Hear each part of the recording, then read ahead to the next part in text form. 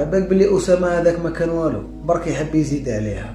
وعلى بالك باللي انت هنا هكا راك تغتاب فيه. كيف انا نغتاب فيه؟ راني نحكي لك حاجه فيه صح، مانيش نكذب، وهنا ماشي حرام، عادي كي تكون حاجه فيه. هاك الغيبه ماكش فاهمها وقاعد تحلل لروحك وحدك. كيف مانيش فاهمها؟ صح عبرك نفهمك، برك ما تخشنش راسك وخليني نفهمك. اوكي يا سيدي روح برك.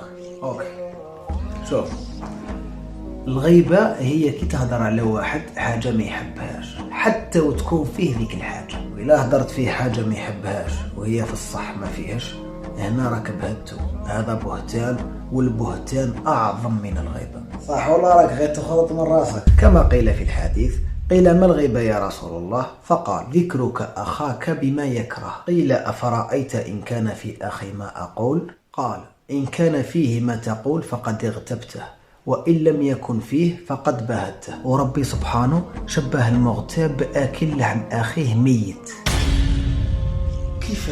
في سورة الحجرات ربي سبحانه قال يا أيها الذين آمنوا اجتنبوا كثيرا من الظن إن بعض الظن إثم ولا تجسسوا ولا يغتب بعضكم بعضا أيحب أحدكم أن يأكل لحم أخيه ميتا فكرهتموه واتقوا الله إن الله تواب رحيم. والليلة اللي عرج بالنبي عليه الصلاة والسلام مر بقوم عندهم فارتهم تاع نحاس ويخبشوا في وجوههم وفي صدورهم، ومن بعد سقسى جبريل عليه السلام قال له شكون هذو؟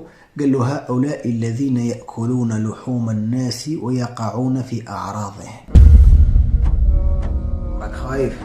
ايه وبزاف. تخافش، باب التوبة مفتوح، استغفر وادعي لأسامة بالخير وإن شاء الله ربي يغفر لك. وما تزيد تهدر في حتى واحد، اهدر بالخير ولا ما تهدرش كاع، تمد حسناتك باطل، وإلا ما كانش عندك حسنات عباك وش يصرالك؟ تدي سيئات اللي هدرت فيهم كامل، وش ربحت يرحم والديك؟